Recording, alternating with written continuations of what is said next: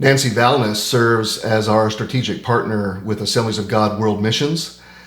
Nancy is a nurse who has dedicated her career to serving those impacted by the HIV/AIDS epidemic.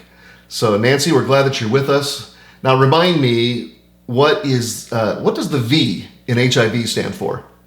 Yeah, well, that V stands for virus, the nefarious enemy of living cells. So viruses infect the living cells in humans, animals, and also in plants. So once they get inside a living cell, then they use the genetic material of those cells to reproduce more copies of themselves. So viruses are eating us. Viruses are causing injury to the cells inside of our body. And in most cases, when our bodies are infected by microbes like viruses, bacteria, parasites, etc., our immune system responds and are able to ward off those infections. And then after the body has healed, then the immune system is able to produce antibodies, which keeps us from being infected by those microbes in the future if we become infected again. So in humans, viruses, parasites, bacteria, when they get into our bodies, they are usually fought off by our immune system. That's why someone who's sick with a virus will become better, because the immune system has done its job. And after the immune system does its job, it also creates immunity. So if our bodies become infected in the future, then they'll be able to fight off the negative impact of those microbes, or if we're infected again, it will prevent us from becoming so sick. Yeah. So you likely have some perspectives that might help us as we're impacted by coronavirus, COVID-19. So first of all, let's be clear that COVID-19 and AIDS are very different. We're not tying the two together. So before we dig any deeper with this conversation, what do you think are some of the important differences between COVID-19 and AIDS? Well, the biggest differences are going to be, from my perspective, are in transmission and incubation. So COVID-19 is a respiratory virus. And so when we cough or sneeze or talk and like spit when we're talking, those microbes are actually forced out into the environment around us. They're carried out in like the spit and the mucus that comes out of our throats when we cough and such, which is gross, but that's what it is, right? It is what it is. So let's say I'm infected with the COVID-19 virus. So the virus is multiplying in the cells of my upper respiratory tract. And then let's say I sneeze, or I cough, or I spit when I talk. Those microbes are then released out into the environment. And those contaminated droplets then can enter into the breathing space of people around me. They inhale those droplets with the virus, and the virus then goes on to plant itself in the upper respiratory tract of a new person. Sure. And then incubation with COVID-19 is quite short. People are typically infected for 2 to 14 days before they start to produce the symptoms. But also, a person can transmit COVID-19 before symptoms even start, and they can also transmit COVID-19 after symptoms abate. Sure. That's COVID-19. Whereas transmission of HIV is, I guess you could say, it's much more intimate, because it's transmitted via fluids that aren't, just floating around in the environment. It's blood, breast milk. Right. secretions. And so it's much more difficult to transmit than COVID-19. And also HIV has a much incubation period. Usually people infected with HIV will go, 8 years, 10 years, 12 years before they even suspect anything is wrong. Wow. But during that whole period of time, they're still transmitting virus to other people. And also a big difference is that HIV, because transmission is so intimate, it's often associated with morality, especially the sexual transmission of HIV, and even some of the blood transmission that occurs during the use of needles to use IV drugs, intravenous drugs. And so those two routes of transmission are associated with morality and therefore oftentimes controversial. Yeah. So with that said, how do you think HIV and COVID-19 or AIDS and COVID-19 are similar, and what do you know about HIV that might help us in dealing with coronavirus? Well, I'm not going to say anything specifically about the virus itself, either HIV or COVID-19. What I see as similarities is that between both HIV and COVID-19, we need to arm ourselves with good information and practice good prevention. Good prevention. In terms of HIV, there's a lot of bad information out there, and it has caused a lot of confusion and a lot of fear for HIV. But when people are armed with good information about HIV, it becomes much more manageable, in part because it's more easy to manage some of those activities that lead to transmission of HIV, because there's specific acts, whereas in COVID-19, it spread just by standing next to someone they're, talking or sneezing. So prevention of HIV, we need good prevention measures, but that, of course, is a subject for a completely different day. But the same with COVID-19, there's a lot of crazy information out there. I've read stuff on Facebook that is just astonishing. And Dan, that I am not a real social media fan, but I've been on Facebook like nothing since all of this happened. Just to see how people are processing the epidemic, the effects of it on daily life. And there's some crazy information out there. And by crazy, I mean it's just information that is not evidence-based. It's not backed up by any research, and it reflects a lot of fear. The COVID stuff just reflects a lot of fear, and we need to arm ourselves with good information. And online, we need to be looking at the sites that end with .edu, that are coming out of universities, or that end with .gov that's coming out of government sites.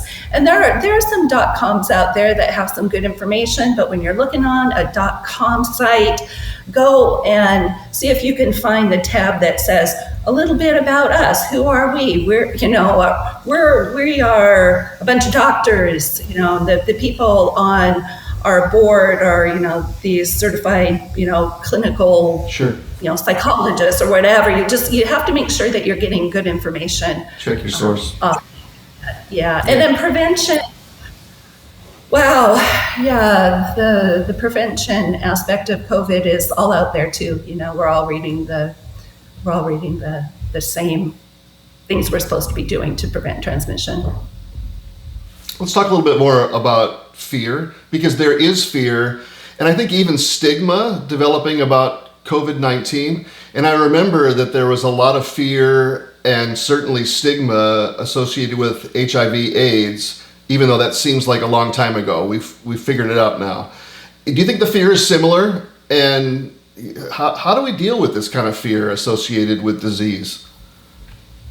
The fear of HIV, again, years ago, 1982, because it first surfaced in the young gay male population, it was really easy for people to say, well, that's them, I don't do that. Right. I don't do those things. And so people weren't necessarily afraid of becoming infected because they weren't doing that, but it was very easy to stigmatize and marginalize those men that were doing that. And, even the years that I spent in Africa, 15 years in Africa, there was certainly on the US side, European side, there was a lot of stigma about Africa, that these Africans were out doing all these horrible, immoral things. Well, they were no more doing anything more immoral than anybody else, but there's a of factors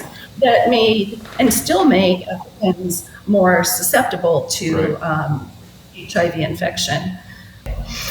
And when it comes to HIV, the world didn't really go into lockdown. We took measures to, prevent HIV, and they were effective measures, and they continued to be effective measures. But we didn't go on lockdown. The world didn't lock down. And now we're just 2 months into the COVID-19 epidemic, pandemic, and the world's in lockdown. Literally, the world's in lockdown. And borders are closed, and commerce is shutting down, and markets are crashing, and there are countries that are telling their people to shelter in place. I mean, shelter in place, that is war language. Right. And it's absolutely, it's terrifying. It's terrifying to think that this is happening in this day and age. For some reason, we always seem to think it shouldn't be happening in this day and age, but it's happening in this day and age. But the thing with these precautions is that I really believe they're going to work. Right. And there's a lot of talk about flattening the curve, and by maintaining social distance and by preventing the rapid transmission of HIV in our communities is going to bring down the number of cases. And as we bring down the number of cases, it's going to be much better for the healthcare system to respond. I mean, if we don't take these measures now, the infection rate is going to spiral, and our hospitals will be completely overwhelmed, like we're seeing in other countries. Right. But if we can take measures and listen to what experts are saying and flatten that curve and prevent new transmissions, we're going to see that this virus will eventually run its course. But in the meantime, of course, it's causing devastation, it's causing death. It's bringing a lot of unpleasant things into our lives. But there is hope. We stay connected with our friends via virtual communities. We check in on each other. We get up out of bed in the morning and we put one foot in front of the other. There's no bombs falling. No bombs are falling. That's right. We're sheltering in place, but there's no bombs falling. We put one foot in front of the other and we breathe in and out. Check on our friends, we take care of our families, and we're going to get through it. And a lot of it, some of it really is a mindset. And I've been thinking so much about Philippians 4:6-7. Yeah. Don't be anxious about anything, but in every situation, by prayer and petition, with thanksgiving, present your request to God. And the peace of God, which transcends all understanding, will guard your hearts and your minds in Christ Jesus. I mean, that doesn't mean that the problem is going to go away. Yeah. The problem's not going to go away. Right. But we have to set our minds in a different place. And I'm not saying that the fear is wrong and the anxiety, all of that's part of the human experience during these days. But we commit it to God, and then the Spirit actually brings a supernatural calm to our hearts, and that's how I deal with the fear. That's awesome. It's interesting for you to compare the the way that we're dealing with COVID-19 with being in a war setting, because I know that over your career, you've been in a war setting. So it's really powerful. And I'm really glad to hear that you're supportive and in favor of the way that public health officials and government leaders have been responding to this, and you're hopeful that it really will make a significant difference. But let's talk about the church for a minute. I'm really glad for your work, Nancy. I'm proud to be associated with you and to be among your supporters. But it doesn't seem that the church as a whole has done an awesome job dealing with HIV/AIDS. And I'm wondering that from your perspective, how might the church do an awesome job dealing with COVID-19? I think as we are generous with each other, I think that's a big part of it. There's stigma popping up, against Chinese people, like Sure. random acts of violence against Chinese people only because they're Chinese, like Right. they're like carriers of HIV or of COVID-19. And that, of course, is not helpful. But we need to be generous with each other. And, I'm actually in lockdown myself right now because I've been exposed to confirmed cases of COVID-19, much like you and your family, Dan. Right. And, I feel so bad for the people that brought it to me. I'm feeling so bad for them because I can just sense the incriminations that they're bringing against themselves. Mm-hmm. And we have to remember that this is really nobody's fault. This is nobody's fault. And this is the sense of generosity that I'm talking about. We need to be generous and not place blame on people and not look at governments as, well, the government has failed to do this. Why didn't the governments do that?